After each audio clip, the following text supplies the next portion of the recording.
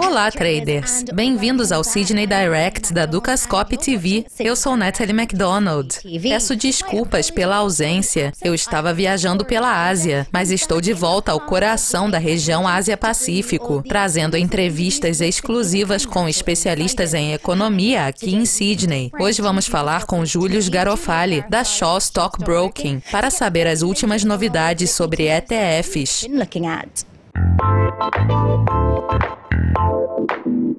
Julius Garofali, é sempre um prazer encontrar com você. Obrigada pela participação. Obrigado. Vamos conversar sobre os ETFs australianos. Conte para nós qual é a sua opinião sobre o setor no momento. Ok. Os fundos negociados em bolsa, os ETFs, eles estão crescendo em nosso país, a uma taxa de 60% por ano. Agora, de acordo com os dados da ASX, cerca de 100 ETFs têm um market gap de cerca de 18 bilhões de dólares. O valor de negociação do mês passado das ETFs em nosso mercado alcançou um recorde nunca antes visto de 1,9 bilhões de dólares. E você vai ver que muitos dos fundos negociados são fundos negociados em bolsa com exposição de equities internacional. É uma indústria rápida e que está amadurecendo.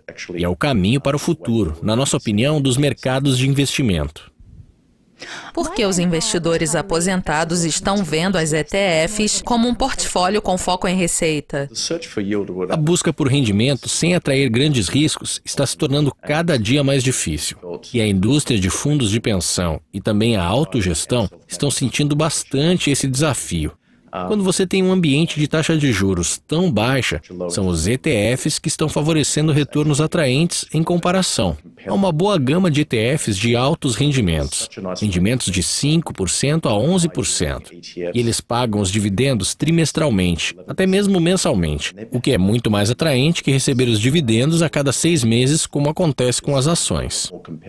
Eu acho que uma das melhores características dos ETFs, que explica por que os fundos de pensão e os aposentados gostam tanto deles, é que eles têm baixo custo, são transparentes e oferecem acesso a uma gama diversificada de investimentos através de um investimento único, em apenas um ETF. Eu acho que o grande impulso para os ETFs, de maneira geral, nesse país, é que eles oferecem aos aposentados acesso aos mercados internacionais. E esse tem sido um foco muito forte atualmente com o corte das taxas de juros e nosso dólar em queda. Antes, para acessar esses mercados internacionais, você tinha que ficar acordado de madrugada, ou você tinha que comprar essas ações diretamente através de corretores offshore. Era muito complicado, muita dor de cabeça.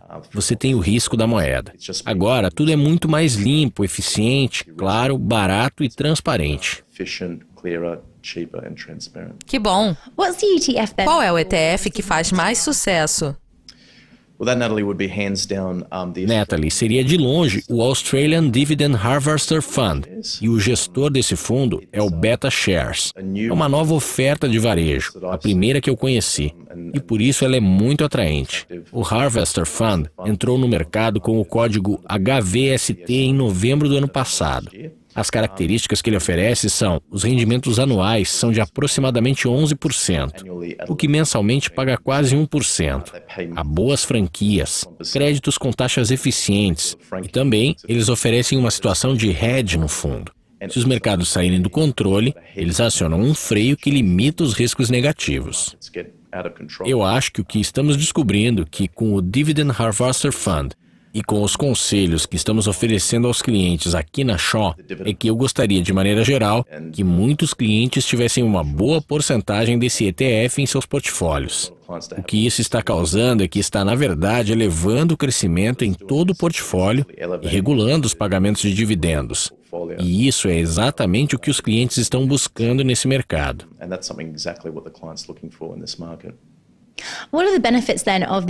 Quais são os benefícios do ETF HVST da perspectiva do cliente?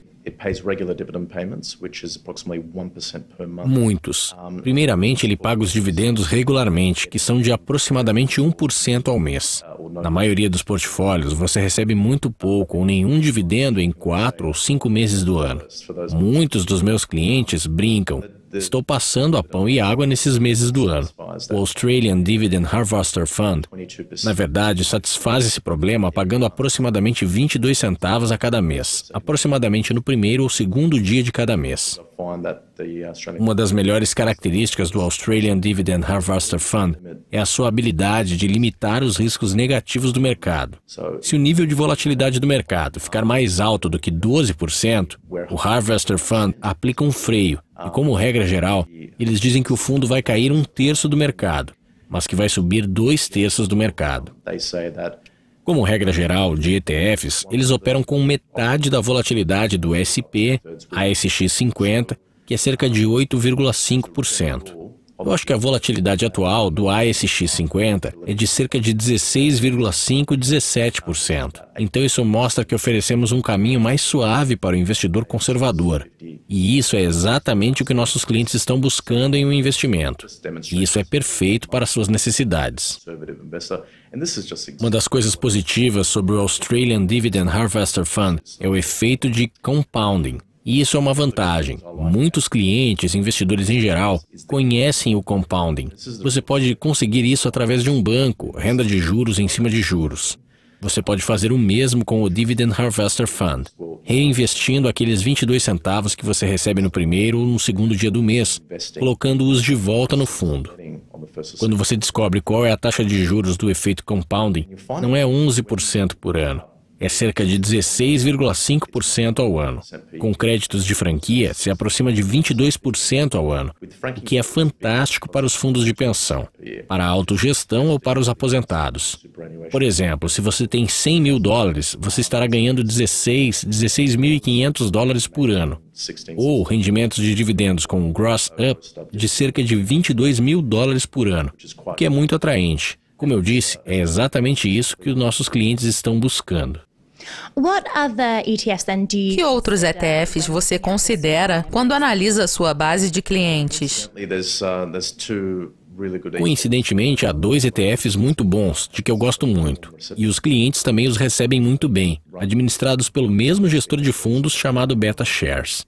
Um deles é chamado WiMax, que é o BetaShares ASX Top 20 Yield Maximizer Fund.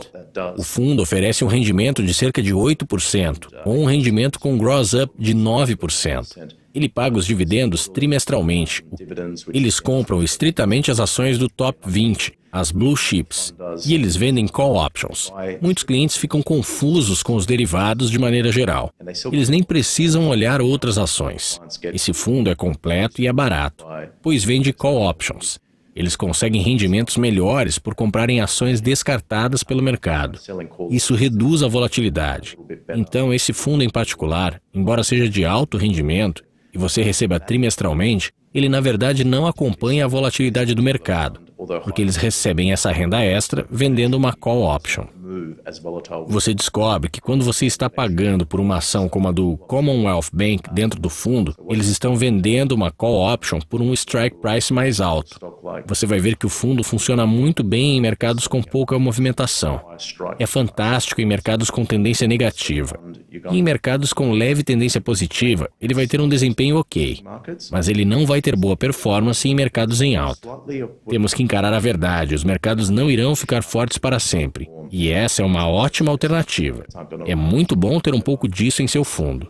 Outro ETF de que eu gosto muito é exatamente o mesmo fundo, mas dos Estados Unidos. É chamado UMAX, que é a sigla de Yield Maximizer Fund S&P 500, que é um acesso fantástico aos mercados americanos. Por que comprar diretamente? Quando você está dormindo, eles estão acordados. Isso é um risco. Esse fundo compra ações dentro do S&P 500 e também vende call options. O rendimento é de 6% e é pago trimestralmente. Eu acho difícil encontrar qualquer coisa com rendimento acima de 2% ou 3% nos Estados Unidos. E ainda assim estou ganhando 6% com esse fundo. Então eles são muito semelhantes. Um é australiano e o outro é americano. De maneira geral, os benefícios reais e principais dos ETFs é que eles possuem uma cesta de ações, o que significa que você não tem que lidar com o risco de uma única ação se desvalorizar. Por exemplo, na última estação, nos relatórios, nós tivemos de 2 a 5 desvalorizações nas ações. Então, as ações do top 50 não podem ser desvalorizadas de uma vez só. Isso, de maneira geral, reduz os riscos para o cliente. Eles não querem que o que aconteceu em 2008 aconteça novamente. No final das contas, as pessoas querem dormir tranquilas.